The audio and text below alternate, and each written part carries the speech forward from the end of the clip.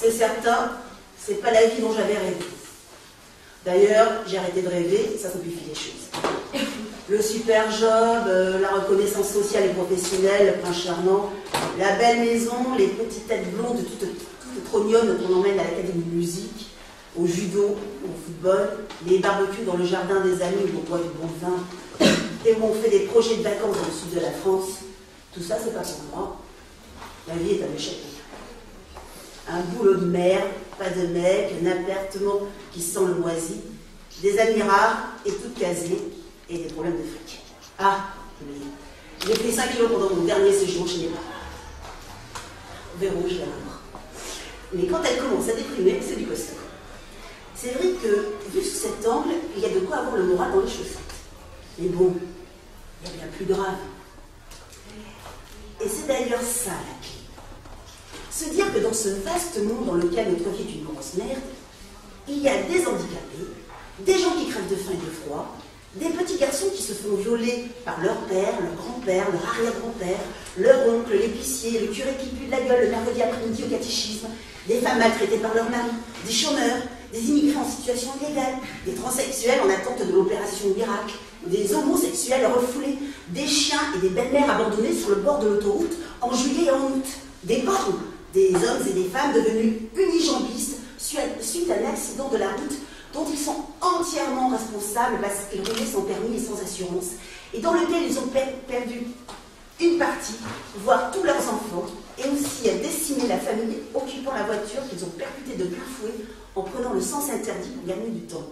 Des vieux qu'on laisse crever sans soin dans des mouroirs, des prostituées assassinées dans l'exercice de leur fonction, des hommes et des femmes harcelés sexuellement ou psychologiquement par leur patron, des gens torturés, violés et liquidés dans des souffrances atroces, tout ça parce qu'ils ont par malchance croisé la route d'un dangereux psychopathe en allant récupérer leur voiture après avoir fait leurs courses au courant.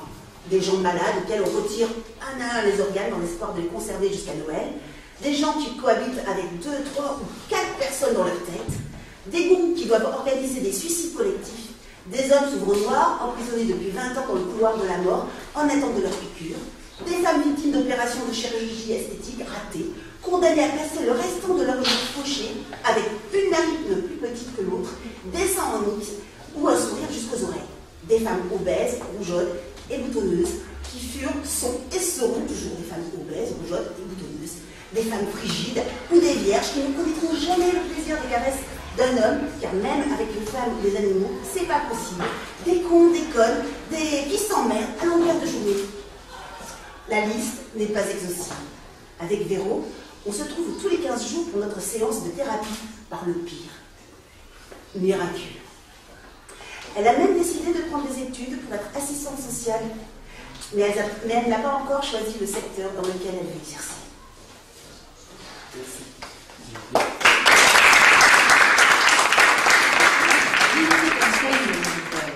Comment devenir poète de sa propre vie et chasser le gris de sa vie du quotidien?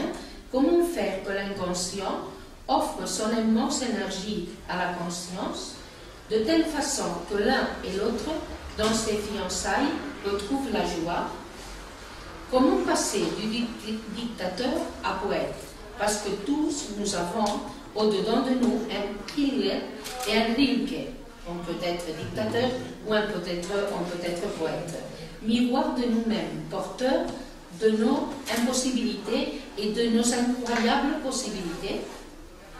Rilke a une réponse. Et maintenant, c'est le poème qui est très court. Ô poète, dis-moi, comment fais-tu? Je célèbre. Mais ce qui est mortifère, monstrueux, tu supportes comment? Je célèbre. Et ce qui n'a pas de nom, l'indicible, tu l'invoques comment? Je célèbre. D'où vient ton droit à être vérité derrière de chaque masque et déguisement? Je célèbre. Pourquoi la paix et l'élan, comme étoile ou tourment, t'attrapent? Parce parce que je serai ridicule.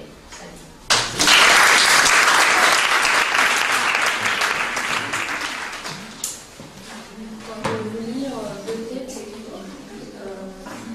de tragédie, la première c'est la traduction française de Catherine Plantagenet, justement. Je voudrais être capable d'écrire au monde ce que je pense réellement. Mais comment faire quand ce qu'on pense pour de vrai est inintelligible? Qui va comprendre que depuis longtemps, il ne reste rien qui ne me semble vagueux ou même vivant d'or?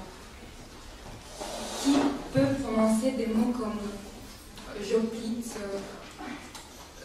sans parler d'autres sentiments encore plus compliqués comme l'hypamégia ou les monstrophes? Je ne peux pas m'empêcher d'avoir mal à l'estomac à chaque fois qu'on me demande comment je vais, et je me vois dans l'obligation de répondre que tout va bien, alors que ce que je veux dire en réalité, c'est que tout est pieusement marquide, et qu'un jour ou l'autre, je veux pétrir des frontales et prêcher des trincoles, des némolis, des pensées foules, et de tout ce qui me viendra à l'esprit. J'y pense souvent, surtout avant de dormir. Je me prends par terre et je pleure parce que je ne sais pas dire ce que je voudrais dire. Je ne sais pas le dire pour qu'on me comprenne. Et je me rends compte que même moi, je suis incapable de pétrir des frontales. Ne serait-ce qu'un peu, car je n'ai jamais appris à pétrir et je n'ai jamais vu un frontal. Du moins, si c'est mis en photo, au mieux. Si on me montrait comment faire pour pétrir, et si on m'amenait là où les frontales apparaissent, je pourrais peut-être supporter un peu mieux. C'est pourquoi je n'ai jamais été près de la vie. Pourtant, je crois qu'il s'agit d'une chose que je dois découvrir seule. Avant qu'il n'y ait plus personne que le guêtre de frontale et que le monde entier ne comprenne ce que je voudrais tirer. Le problème avec les malentendus, c'est qu'on s'entête à les dissiper.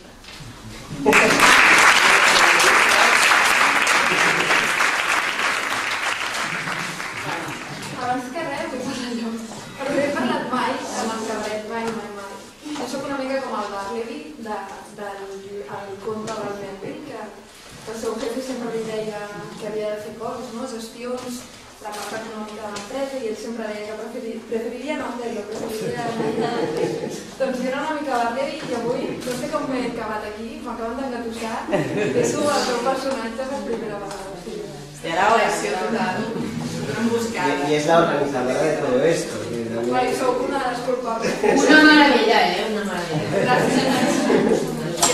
El col·lectiu bé, però la veritat, gent, grans actors, grans poetes i grans músics. Ara hem de fer una altra. La veritat,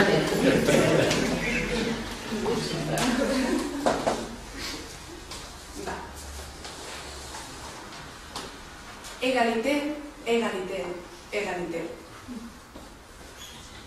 Déclaration des droits de l'homme chinois. Ballar sota d'un pont no em sembla la millor estratègia en cas de riuada, gent de Vinyó. En una pel·li francesa de gàngsters, les persecucions i explosions se les expliquen fumant en un bar. Bon cop de foie, sommeliers de la La Maria està aquí perquè jo vaig començar a aprendre francès, però encara estic a nivell. I com tots en aquesta vida, quan ens atrevim a fer una cosa, doncs anem a la solució de tots els nostres problemes, que és internet. I hi ha un programa que es diu Duolingo per aprendre llengües i s'aprèn traduint des de l'idioma X a l'idioma Y. I a mi les frases de llibre anglès sempre m'havien fet molta gràcia. A l'armari tinc un abric blau i un jersei de ratlles. Volia anar al centre comercial amb en Max, però anirem de Susi al cine. No ha passat encara el tren de les 3 i 4? Perfecte, així em podré llançar les vies i acabarem aquesta absurda existència. I frases d'aquest estil. Però quan em vaig posar a estudiar francès amb el Duolingo, les frases, bueno, són increïbles. I diuen que la millor manera de desfer prejudicis és viatjar, a no ser que el teu prejudici sigui que el transport públic és massa car, que llavors ho constates i com. Però jo no només no m'he desfet dels prejudicis, sinó que els he reforçat tots els tòpics més suats de la pàtria del Bill, Cruzant i el sexe oral.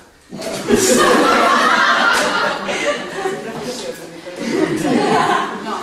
Tòpics, per exemple, com la dona francesa com a simple florero glamorós, no? Aquesta, o sigui, just aquesta primera, és un llibre d'exercicis, però la resta, juro, que són frases estrictes, tretes, de Duolingo, repeteixo, totes. Bueno, en aquest exercici, tu et posaves a la pell d'un tal Paul que havia d'aguantar les inseguretats de la pàmfila de la seva parella. Ella deia, Je suis trop grosse, Paul. i tu havies de respondre tenint el mais non, i una línia de context. Mais non, tu n'es pas trop grosse. Mon nez est trop long, Paul. Mais non, ton nez n'est pas trop long. Mes cheveux sont horribles. Je suis trop petite. Doncs mira, saps què et dic? Que estàs molt bona, que ets un conyàs i que ja li una altra manera de treballar la conjugació del verb et sense haver de fer-me a mi de cops de pacotí. Però no s'acaba aquí, perquè a part d'insegura, la dona viu esclava del règim. Je mange essentiellement des fruits. El que els experts coneixen com a síndrome del colibrí. Els afectats tendeixen a fer declaracions de principis com aquesta. Je ne veux jamais manger des sandwichs. Sempre i quan no siguin de l'accent, suposo. Paral·lelament, però, malgrat que insegura sobre l'aspecte físic, hi ha una cosa que hem de tenir molt clara. La femme joue avec des hommes. I no precisament a petànica, perquè és esclava de si mateixa, però tirana i devoradora. Je suis parfaite du fait que je suis une femme. Després, però, puntualitzen. Je suis jolie depuis que je suis blonde. No fos cas. Duolingo pensa en tot i et dona armes per fer la víbora en una reunió social i destruir les teves possibles rivals. C'est la robe qu'elle a portée hier. Tot real. També trobem confirmat el tòpic del classisme francès.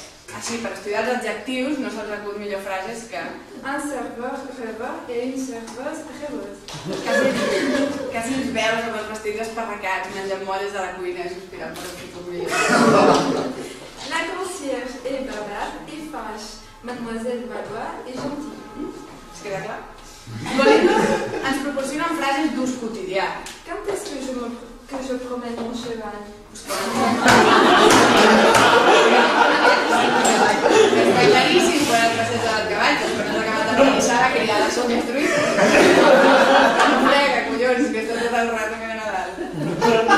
També hi ha frases per calmar les visites. Nous n'avons pas d'ouvrière ici. I estableix proposicions des del determinisme gastronòmic. Vous mangez des frites bien que vous soyez riche.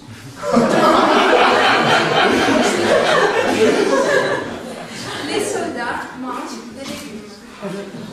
Je suis un élève, je mange du pain et je bois de l'eau. I de nou puntualitzem. Je suis un élève, je ne peux pas dormir. També hi ha preguntes que espero no haver de fer mai. Où sont tes yeux? Hi ha expressions que d'entrada resulten una mica inquietants. Elle est née avec une cuillère d'argent dans la bouche. També tenim frases essencials per viatgers i o alcohòlics i graciosos. Ma vie pour une bière. I entrem en el capítol que he titulat Oh la la. Són unes quantes frases que ens porten a pensar en aquest imaginari divertit, no?, que tenim dels francesos. Rendez-vous à minuit. Est-ce que tu as parlé avec ta femme? Elle a pensé que j'étais son petit amour. Son père vient aussi, bien que sa femme ne soit pas là. C'est sympa d'avoir une belle fille dans chaque bras. Aquesta és de l'Olom. Com a fet curiós, el lingüista, donant per suposat que ho sigui, de Duolingo, és l'únic francès monàrquic que queda. La reine a une belle robe. Le fromage est pour le roi. I jo encara diria més. La nourriture est pour les rois.